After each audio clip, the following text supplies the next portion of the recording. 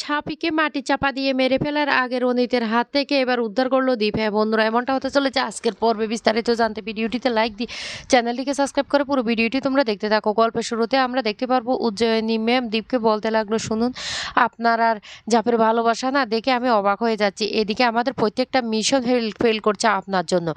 আপনাকে কি বলেছিল শিপ, আপনার কি খেয়াল নাই? আমি কিন্তু এবার নোটিশটা দিয়ে দেবো আর সেখানে স্পষ্ট জানিয়ে দেবো আপনার আর ঝাঁপির সে ভালোবাসার কথা। দীপ তখন বলতে লাগলো, শুনুন ম্যাডাম, আমি আপনাকে বলে দিচ্ছি, ঝাঁপির যদি কোনো ক্ষতি হয় আমি কিন্তু আপনাকে ছেড়ে দেব না। আমাদের তো কোনো সমস্যা হচ্ছে না, আর যতবার সমস্যা হয়েছে ঝাঁপি এসে তো শেষ মুহূর্তে সবটা ঠিক করে দিয়েছে। তাহলে আপনি কেন এইভাবে কথা বলছেন? জনি ম্যাম তখন বলতে লাগলো, কেন? সিপস তো আপনাকে বলে দিয়েছে যে আপনি যে কাজের সাথে জড়িত সেই কাজের সাথে জড়িত থাকলে পারিবারিক সম্পর্ক থেকে আপনাকে দূরে থাকতে হবে।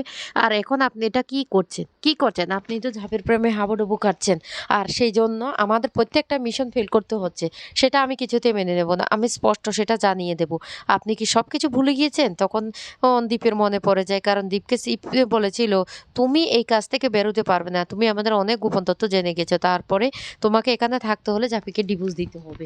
এই কথাটা মনে পড়ে যায়। তখন দীপ বলতে লাগলো, শুনুন ও ম্যাডাম, আপনাকে আমি আবারও বলে দিচ্ছি, আপনি কোনো কিছু বাড়িয়ে করতে যাবেন না, তাহলে কিন্তু জাপির ক্ষতি হতে পারে। আর জাপির ক্ষতি হলে আমি কিন্তু আপনাকে ছেড়ে কথা বলবো না, আমি আপনাকে হুঁশিয়ারি করে দিলাম। আর সেই মুহূর্তে যে ঝাঁপি সেখানে চলে আসে। ঝাঁপিকে দেখে উজ্জয়িনী ম্যাডাম আবার দুজন কথা বন্ধ করে দেয়। তখন ঝাঁপি বলতে লাগলো, কি ব্যাপার, ওরা এভাবে চুপচাপ হয়ে গেল কেন? এদিকে দীপ সেখান থেকে চলে যায়। উজ্জয়িনী ম্যাম তখন ঝাঁপি দেখে কিছুক্ষণ দাঁড়িয়ে থাকে, বলতে লাগলো, সর্বনাশ, আবার ঝাঁপির মনে সন্দেহ। আমার না আর ভালো লাগছে না, আমাকে এখান থেকে যেতে হবে। এই বলে উজ্জয়িনী ম্যামও সেখান থেকে চলে যায়। ঝাঁপি তখন মনে মনে বলতে লাগলো, ওদের মাঝখানে তো ভালোবাসার কোনো সম্পর্ক নেই, সেটা তো আমি বুঝতে পেরেছি, কিন্তু ওদের মধ্যে কি এমন কথা চলছে যে ওরা আমি আসলে চুপ হয়ে যায়? নিশ্চয়ই ওরা কিছু একটা করার চেষ্টা করছে, তবে সেটা কি আমাকে সেটা জানতেই হবে। কি করার চেষ্টা করছে আমি তো কিছুই বুঝতে পারছি না। অন্যদিকে দেখা যায় রনিতের সেই গাটা এতটাই ফুলে ফুলে গিয়েছে। রনিত তখন বলতে লাগলো, ছাড়বো না জাপি, ছাড়বো না, তুই আমাকে এইভাবে শাস্তি দিলে তো তোকে আমি মেরেই ফেলবো, তোদের দুজনকে আমি শেষ করে ফেলবো। এদিকে ইনকার গা হাত পাও পুরোটা ফুলে গিয়েছে। আর ইনকা তখন রনিতের কথা শুনে বলতে লাগলো, খবরদার রনিত, আমি তোমাকে সাবধান করেছি যে তুমি কিন্তু কোনো ক্ষতি করবে না দ্বীপের। দ্বীপকে আমি আমার হাতের মুঠোয় আনবো, আর কিভাবে আনতে হয় সেটা আমার বেশ ভালো করে জানা হয়ে গেছে। রনিত তখন বলতে লাগলো, তাহলে কি আমরা বদলা নেব না? আমাদের সাথে যে অন্যায়টা করেছে ওর বদলা তো নিতে হবে। তখন ইনকা বলতে লাগলো, আমি কি বলেছি যে বদলা নিতে হবে না? বদলা নাও, ঝাঁপির উপর বদলা নাও, যা ইচ্ছে তাই করো, ওকে মেরে ফেলো, যা ভালো লাগে তুমি তাই করো, কিন্তু দ্বীপের দিকে না তুমি চোখ তুলোতে হবে না। দ্বীপকে আমি হাতের মুঠো নিয়ে আসবো, কারণ দ্বীপ হলো আমার সোনার ডিম পাড়া হাঁস, ওকে আমার গ্রিপে রাখতেই হবে। ওই দ্বীপ যদি একবার হাতছাড়া হয়ে যায় তাহলে আমাদের সব কিছু শেষ হয়ে যাবে। ওই একটা মেয়ের জন্য তোমার আমার লাইফ, সমস্ত কিছু নষ্ট হয়ে যাচ্ছে, কাজের জায়গায় সব কিছু নষ্ট করে দিচ্ছে ওই মেয়েটা। ওই মেয়েটাকে শেষ করে দাও, তাহলে আমাদের পথের কাটা শেষ হয়ে যাবে। একবার ভেবে দেখো, আমাদের রাতের ঘুম ওই মেয়েটা কিন্তু তুলে দিয়েছে। আমরা নিশ্চিন্তে ঘুমোতে পারছি না, ব্যবসা করতে পারছি, সব জায়গায় ওই মেয়েটা বাড়াবাড়ি শুরু করছে। তাই বলছি, ওকে আমাদের রাস্তা থেকে সরাতে হবে। তাই তোমাকে যা করার করতে হবে। তবে একটা কথা তোমাকে আমি বলতে পারি, কালকে কিন্তু বাড়িতে মা ছাড়া লক্ষ্মী আসবে। আর মা ছাড়া লক্ষ্মী পালকি করে আসবে, আর ও নাকি এই চমর দিয়ে সবার বাড়ি বাড়ি গিয়ে বাতাস দেবে, যাতে সবাই ভালো থাকে, সবার সমস্ত বিপদ কেটে যায়। তখন রনিত বলতে লাগলো, বাহ পালকি, ভালোই তো বলেছিস, ঠিক আছে, আমি তাহলে এবার একটা ব্যবস্থা করেই নেব। এই কথাটা বললে ইনকা তখন বলতে লাগলো, কি করবে, কি করবে? রনিত তখন বলতে লাগলো, দেখো না কি করি, এবার আমাকে যা করার করতে হবে। ইনকা আর এদিকে হাত মুখগুলি এতটা লাল লাল হয়ে ফুলে গিয়েছে, ইনকা কিছুতে সেটা সহ্য করতে পারছে না। অন্যদিকে বাছারা লোকের পালকি আসবে, সেই জন্য বরণডালা সাজিয়ে সবাই তৈরি হয়ে যায়।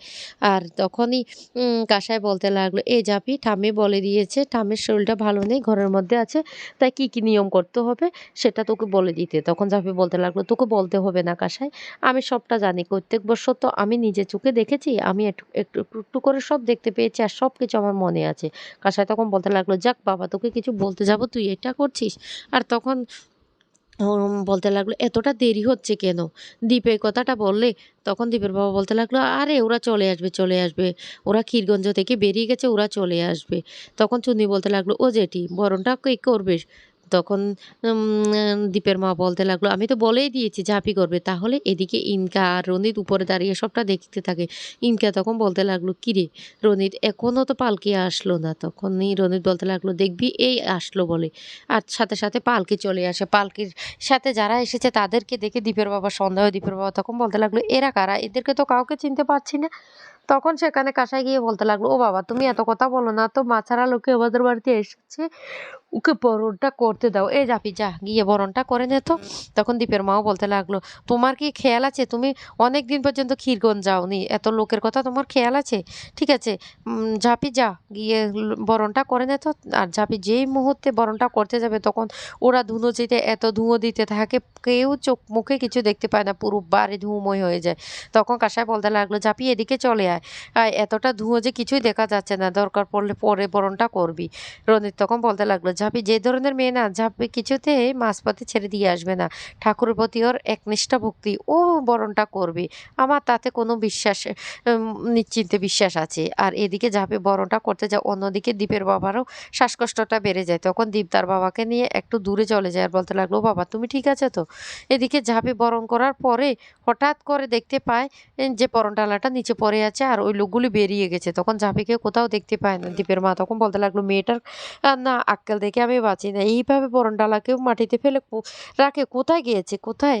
তখন কাঁসাই বলতে লাগলো, "নিশ্চয়ই ঠাকুর ঘরে গিয়েছে।" এই বলে ঝাঁপিকে পুরো বাড়ি খুঁজতে থাকে কিন্তু কোথাও খুঁজে পায় না। অন্যদিকে সেই পালকিটাও বাড়ি থেকে বেরিয়ে গেছে। তখন কেউ কিছু বুঝতে পারে না। দীপের বাবা তখন বলতে লাগলো, "হেরে দীপ, ঝাঁপি মেয়েটা তো এইভাবে কাউকে না বলে কোথাও যায় না। তাহলে কি হলো? কিছুই তো বুঝতে পারছি না।" আর তখন সেই মুহূর্তে বাড়িতে আরেকটা পালকি চলে আসে। ওই পালকিটা দেখে তো রীতিমতো সবাই চমকে যায়।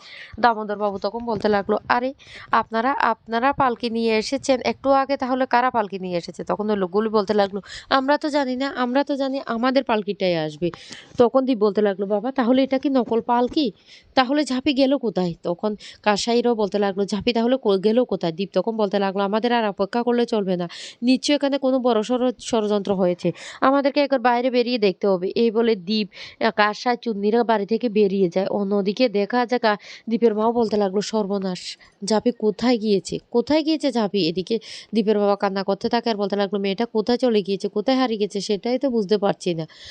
আর এদিকে ঝাঁপি চুন্নিরা কে খোঁজার জন্য চুন্নি দ্বীপেরা সব জায়গায় খুঁজতে থাকে। এক পর্যায়ে ওরা এ পালকিটাকে খুঁজে পায়। আর কিন্তু সেখানে ঝাঁপির কানের দুল পড়ে থাকে, ঝাঁপি নেই। তখন ও ঝাঁপি, ঝাঁপি বলে চিৎকার করতে থাকে। এদিকে ঝাঁপিকে ঝুমা নিয়ে যায় আর রনিত আর ইনকাও সেখানে চলে আসে। আর শেষ মুহূর্তে রনিত বলতে লাগলো, "ঝাঁপিকে মাটি চাপা দিয়ে দেবে কিছুক্ষণের মধ্যে।" আর সেই মুহূর্তে তখন দীপ চুন্নিরা সেখানে চলে আসে আর দেখতেই পায় ঝাঁপিকে মাটি চাপা দিয়ে দিচ্ছে। আর অরূপের জন্য রনিতের হাত থেকে ঝাঁপিকে তখন দীপরা বাঁচিয়ে এনে আর ভয় পেয়ে যায় ইনকা আর রনিত। তো বন্ধুরা কেমন লাগলো আজকের পর্বটি?